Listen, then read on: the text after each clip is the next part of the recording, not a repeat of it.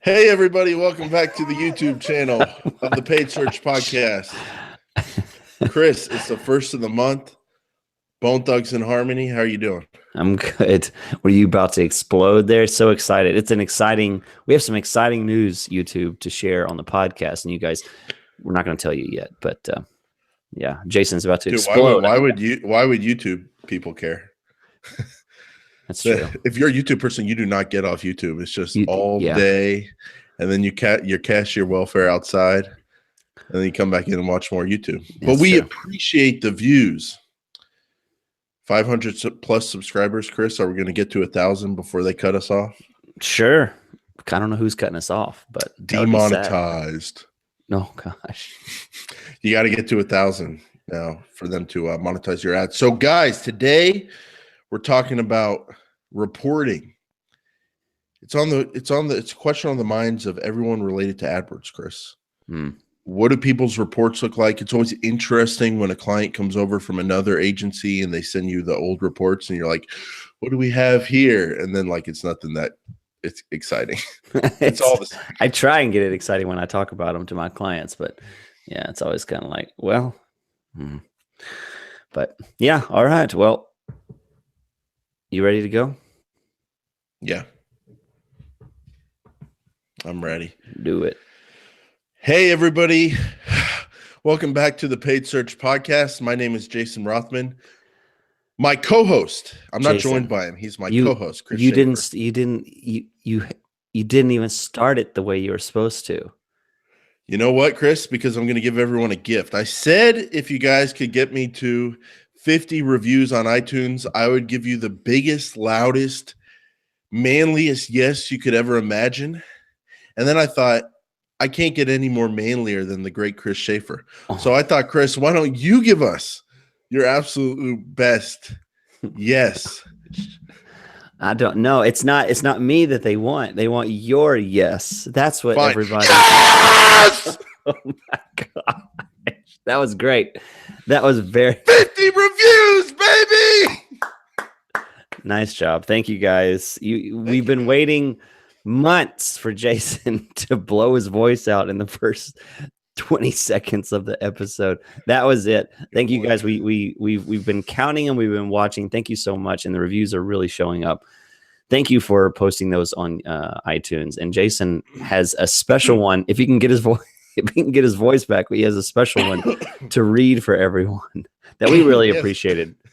We appreciate those reviews, guys. They go up every single day. We like watching it. We're at 53, and I'll tell you what, Chris, if they can get us to 100, that would be epic, dude. Yeah. Because these reviews, the reason they matter is because they stroke my ego, but they also matter because they help people learn about the show. Because life these days, Chris, it's all about algorithms. Yeah, and I guess the more reviews you get, the more you show up in searches, and maybe one day, maybe on those featured new up and coming podcast page. So in iTunes. So Chris, one of our reviews here is from Fred, B Fred 123. 5 stars, great podcast. Let me tell you how great this podcast is. I came home from work one night to find the house lights down low and candles everywhere. There was a trail of rose petals that led to the bedroom. I got to breathe for a second. My smoking hot wife, was planning a romantic evening. I think I know what you mean by that, Fred. I said, quote, I really enjoy the gesture, but tonight is the night I listen to the Paid Search Podcast. I'll have to take a rain check. These guys rally, know their stuff, and tell you how to do it step by step. They have really helped me become a better AdWords guy. Fred, appreciate the review. That's next time you take a rain check, just call me up. Oh gosh. Okay. Well, that's inappropriate, but that is an amazing. I laughed about that one. That one was really funny.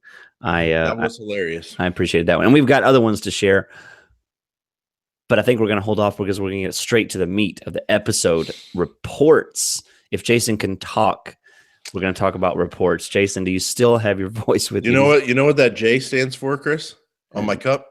Winning. It stands for winning. Right. Of course. That makes sense. J for winning. Well, winning reports, how to write a winning report in AdWords. We've done an episode before, how to read an AdWords report. Now we're going to talk about you guys who are creating the reports, you business owners, you in-house managers, freelancers, and agencies out there. How can you create an AdWords report? And Jason's come up with a great outline. We've brainstormed, and Jason's going to take it away. We've got some real good, solid stuff on what we think can really create and what's important for a winning AdWords report. Yeah. Now, Chris, we're gonna break it down by who the report is for. But before we do that, let's just talk about what is the point of an AdWords report. Why even do it? And to me, Chris, it kind of goes back to reporting and accounting. One of the reasons accountants exist is to get data into the decision maker's hands. Banks, should I lend to this company? Investors, should I invest in this company? So in Google AdWords, you got to get this data into the hands of decision makers so they can make good decisions. That, to me, Chris, that's the whole point of reporting. And that leads to the question of, well, who's the decision maker? So we've broken down reporting to 3 topics here. Reporting for the business owners / in-house employees who are reporting directly to one business owner or manager, boss, or whatever. Number 2, freelancers, which you and I both have experience with. And number 3, agencies, agency reporting. And we're just going to kind of go over how we think about reporting for each group, the tools we use, the things we would look out for. And we'll start off with business owners, Chris. So I think my main point here, Chris, is that there's really no defined template for a business owner for reporting up to a business owner, whether they're looking at their own reports, which I think they should do because it's a little bit different than just looking at your AdWords account every day. Or if you're an in-house employee reporting to your boss for one company, there's no real set template that you have to report. It depends on the person reading the report and their goals. So Chris, I've never really done AdWords in-house for one company, but you have. So can you kind of talk about your reporting experience? And I know it was long ago, so there may not have been reports, but what did you communicate to your boss when you were in-house? Yeah, back when I was in-house, there wasn't online reporting systems. There wasn't an online software. So what I did was I created Excel spreadsheets, or I just copied the data over and presented it in a Word document, and highlighted certain things. Basically, what I learned for in-house reporting is each person, if it's a large company you're working for, or if it's a small company, you're going to report to either one or multiple people. And what I found is some people consider some things important and others don't. So you will need to highlight what's important. A person that's going to be primarily associated with conversions. How many more do we had more or less conversions? You're going to make sure that that's highlighted in the report. Maybe that's essentially all there is. It's going to show the trend of conversions over time, up and down. Talk about seasonal changes, stuff like that. Other people will be concerned about competitors. How are we stacking up against so and so? How is our search impression share? Where is our position in according to this competitor versus us? How are we doing there? And other people are going to be interested in, ad copy. When we change this ad copy, did it do better here? Or did it improve this, or did it improve that? When it comes down to it, I think, Jason, you're exactly right. There is no template. But I think the main thing is keep it simple and don't talk about the things that they don't really care about. Hit the high points. And if you don't know if they have not made it clear what they care about, here's how I usually approach it. I'll go through just kind of a hilltop. I'll bounce from hilltop to hilltop. I'll go, here's the clicks, and here's the click-through rate, and here's the conversions, and here's the conversion rate, and here's the search impression share. Here's a few of the keywords. Here's what the ad copy looks like. There you go. Any questions? And they will immediately ask about the things that they're concerned about. They say, oh, look at those keywords. What is that? What is the difference between keywords and search queries or search terms? Explain that. They'll start asking about that. So you don't want to inundate them with too much, Right. and just hit what might be interesting, kind of present them a plate like you're at a fancy dinner, and they present you with the dessert plate and they say, here's our 7 options, show them to them and see what they point at. And then you can go further into that. The last thing you want to do is bore them with too much stuff. All right, that's a great point. And you can almost, when you're inside of a company, you can almost look at the report, not to be fancy, not to be inundated with data, but to be more of a conversation starter with your decision maker. And you can give them feedback on how things are going generally, and they can poke you with questions. And then what comes out of that conversation is maybe you learn things like, hey, this segment of our business isn't as profitable. Thanks for telling us this is where most of our budget is going, but we need to be spending it in this segment. Yeah.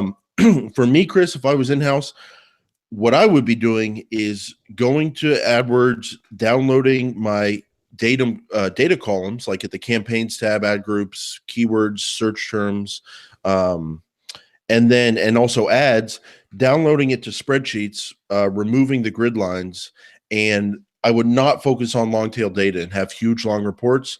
I would just keep it very, very brief, and to show them where most of the budget is being spent on those top 10, 20 keywords or whatever. Yeah, one thing that I really love is I like to surprise them with one interesting point each time.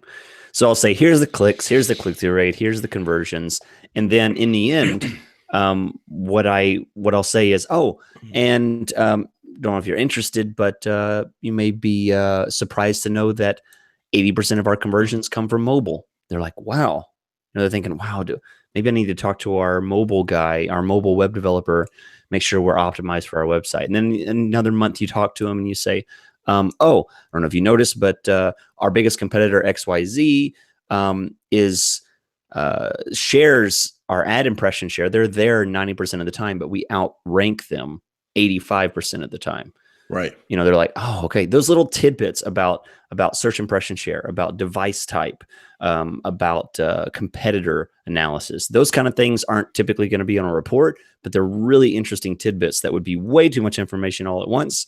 But if you just say one little thing, oh, that's really okay. That's good to know. And that's probably about all they can, digest at that moment. But right. It's that kind of stuff is like, oh, okay, I'll learn something there about my business. One final tip I'd give, Chris, to the in-house people is AdWords better be working, and you better be able to clearly make that case very simply and in a just quick way. Like, hey, it's really working. This is why. And if it's not, don't just come with that report saying it's not working. Come up with ideas for the upcoming month about how you're going to make things better. So, Chris, getting into the next group of people who have to deal with reporting, freelancers. But on that first day of the month, you don't feel so free, Chris. You're bogged down doing reporting. Yeah. So talk to me for a minute or so about your journey to your reporting system now. Like, when you first started freelancing, did you know what you were doing? Did you have questions? Did you search things out? Like, how did this process go, going from having no clue how to do reporting to you got a great system going now? Yeah. So I can tell you, when I first started, I did not understand the communication of AdWords. I just presented a dry black and white spreadsheet with clicks and a massive export of all the keywords, clicks, impressions. It was awful. And it was part of a long spreadsheet, and there was no analysis. There was no interpretation. There was no C-level summary. It was just data. Okay. Then eventually, as I've been in for a while, they started coming out with online reporting. And I can tell you that as a freelancer, when you Chris, take us back here. We're going, because I don't think that'll be clear to people who are basically my age. When you say online reporting, you're not talking about third-party tools. You're talking about Google AdWords. Oh, well, yes. Or are you? Yeah, I'm talking AdWords has never really had it. So you've never really relied on besides downloading the spreadsheets, you never relied on like PDF reports and that kind of thing? From AdWords? No. From AdWords. Okay. No, I would say neither have I. Analytics is probably a better resource for AdWords, because it comes out looking a lot nicer, and you can compare it with website stats and stuff like that. As far as AdWords itself, I've never really used it, and we'll talk about a little bit about some resources outside of AdWords, paid and free, that you can use. But as far as AdWords reporting, no, other than just exporting a spreadsheet. You had all these spreadsheets, very complicated, not really not adding any value. If I was looking at that, so how did that transition to some kind of tool?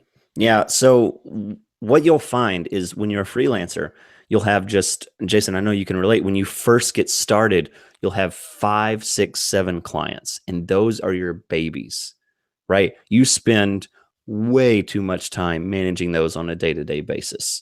Okay. I mean, you're going to sleep thinking about, first thing when you wake up, you're going to check that account and see how that one's doing. I mean, you're going to just baby those accounts because that's your entire job, and you're really trying to grow your campaign.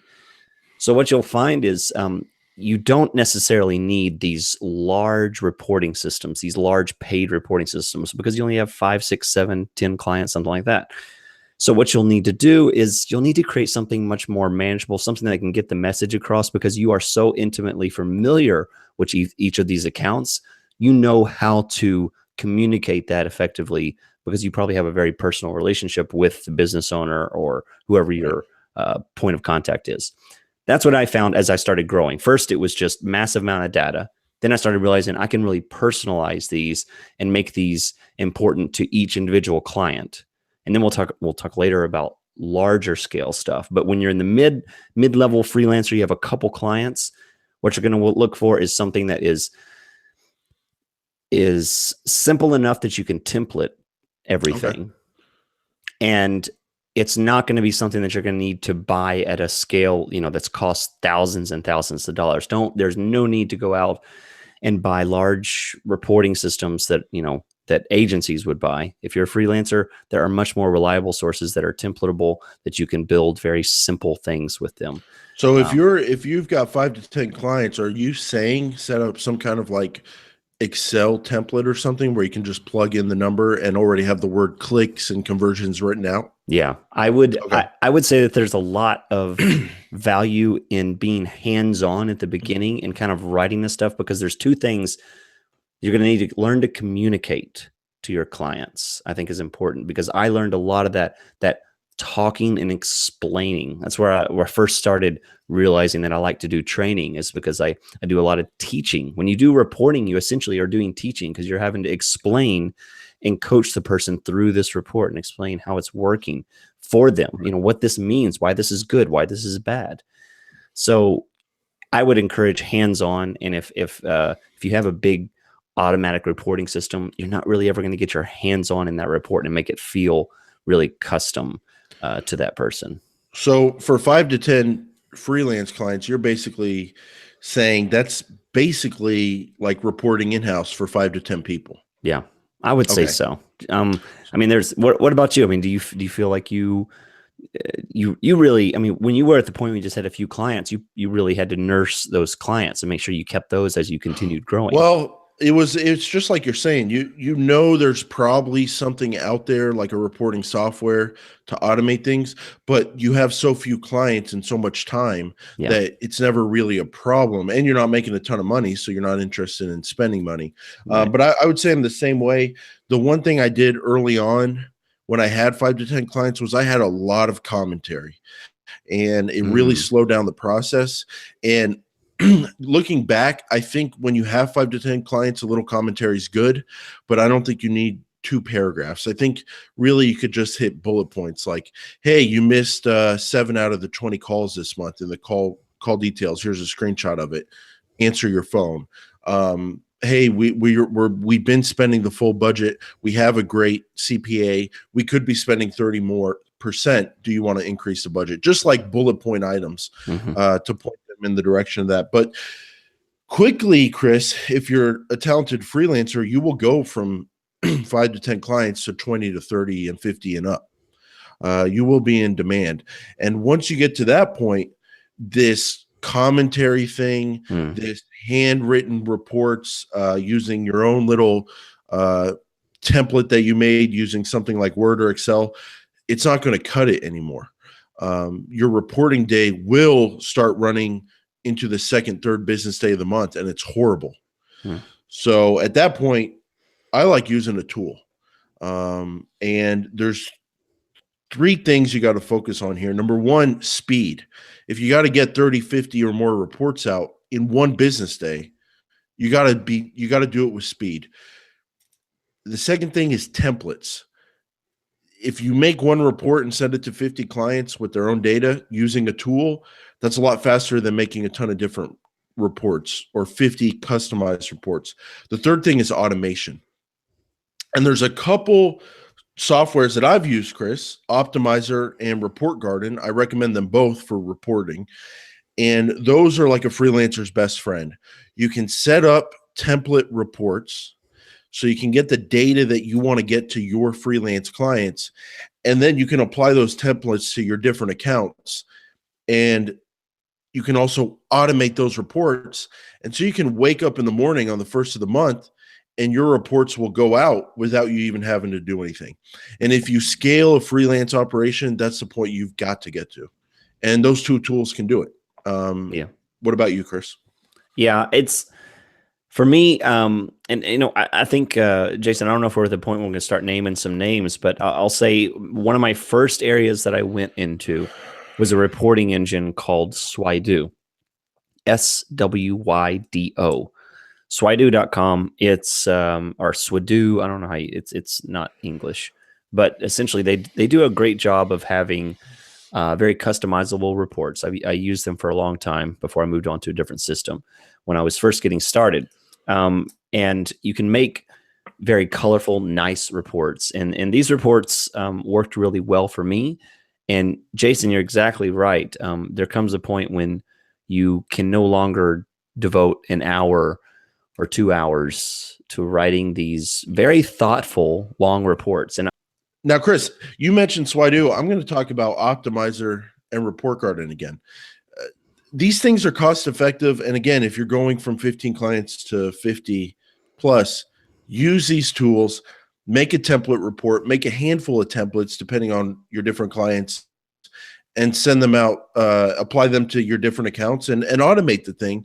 And there's no reason reporting has to be a stressful day if you're a successful freelancer, because these things are templated, they're automated, and it's not easy, Chris. The one piece of advice I would give is it's not easy to go into these tools and just do it automatically. You really have to allocate like a full day to, just like you learn AdWords, you got to learn these tools and learn the tools, get some training from the companies, read their documentation, set up your templates, automate it, and you're done. And then when you get a new client, you just add it to the list. Chris, besides those tools we talked about, Data Visual Studios from Google, what can you tell me about this, and does it apply to a freelancer? Right. So this is a brand new thing, guys. This is something it's called Data Studio or Data Studio. So just get on Google and do a search for Data Studio, DATA. And this is a brand new thing that Google's releasing. It's really under the radar, and I say, and I'm sure Google's doing a lot to promote it, but here's the thing. I mean, Google has so much stuff and there's always alerts everywhere. It's hard to get everything across everyone's radar because there's so many things, but this is a really cool system that's completely free. It's outside of AdWords, and I've used it to create some one-off reports for clients. And here's what I like about it. It's basically a reporting system that can also act as a dashboard. It can be as simple or as complex as you want it to be. So I'm looking at one on my screen right now, and it's very visual. It can be colorful. It has graphs, it has numbers, it has up and down arrows on it. It gets to the point really quickly.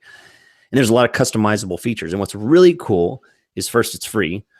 Second is you can change the dates on these things. So you can go in and say, I want to see last 30 days. So you can send them a report that automatically shows last 30 days or last month. Or they can just save the URL.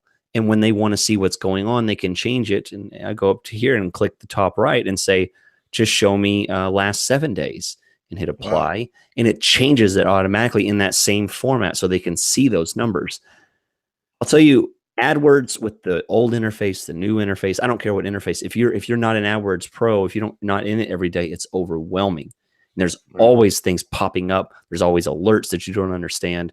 In the end, these type of reports look really great. So if you're a freelancer, if you're an agency, this new data studio could work really well for communicating either kind of a dashboard view, or possibly, I haven't found it to work yet on a scalable template style, but it could also work for reports on a monthly basis. Well, this is interesting. So you can create a link for each client account in your MCC and send it to that client. In the same way that you would write a Google Sheets or a Google Pages or whatever it's called, right? You can create a shareable link that either that person can just see, or anyone with the link can see it, so they can pass it around. They can forward it to anyone, and then they can change the date range and check anytime they want. Yeah, so it's essentially a free report, free dashboard system that you can link a lot of different things. It's not just AdWords; it can be analytics. A lot of different. And what's it called again? It's called Data Studio. Data Studio. And okay, we're going to link to that in the show notes and all these tools that we mentioned. Now, Chris, when you go beyond freelancer, the next level up, the final level, is the agency. And I think all the things we just talked about apply to agency: speed, templates, automation, tools, all that kind of stuff. But there's one kind of tidbit we want to point out, both if you're a client, knowing that agencies are doing this to you, and then also agencies, to give them kind of just advice, like maybe agencies who are listening, Chris, that aren't traditional AdWords agencies. They kind of are maybe web design and they do AdWords, and now they're trying to report it at scale. Our piece of advice here is you don't want to shoot yourself in the foot. And you really have to think about what kind of data you're giving your clients and what effect that data is going to have on them, cause and effect. So the classic example, Chris, is an AdWords account that's not tracking all conversions. Maybe it's tracking calls from ads, but it's not tracking website calls and it's not tracking the lead form for whatever reason. And say it's a moving company and you get most of your leads through the lead form or website calls, but you're spending $1,000 a month and you get 2 calls from ads a month. So you're only reporting 2 conversions to your client if you include conversion data, even though those other conversions are not being reported because they're not being tracked. So even though you can explain that to a client, the process of them seeing 2 leads and a $500 cost per acquisition for a mover every month, it's just negative. And you might be knocking it out of the park for that moving company. AdWords might really be helping them grow their business, but your inaccurate reporting, even though you're trying to be as transparent as possible, can cause them to make a bad decision going back to decision making and cancel AdWords, even though it's really helping their business. So you've got to know what your report, what effect it's going to have on your client if you're an agency, and you've got to be upfront with the client and then act accordingly and report the right things to the right kind of person. And then if you're the client, Chris, just know that agencies are doing this to you every month. They're crafting that data and they're very good at it to get the right results. So if you can just be honest about it and have a conversation, client to agency, I think it's best for everybody. Yeah. Jason, there's 3 things that I think if you're working on scalable, large scale reporting, and we're talking about Optimizer, by the way, it'll be linked on our PPC resources on our website.